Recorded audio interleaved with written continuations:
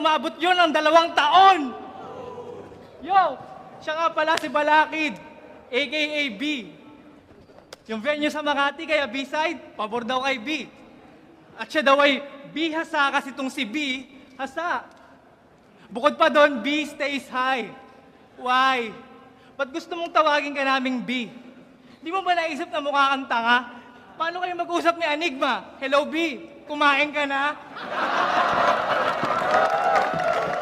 Kasi, puro ka kabaklaan B. Pag na-choke, hindi mo mabato yung rounds kahit na mag-freeze. B, galit ka sa costume ni Shernan, butas mong salamin, hindi ba yung props?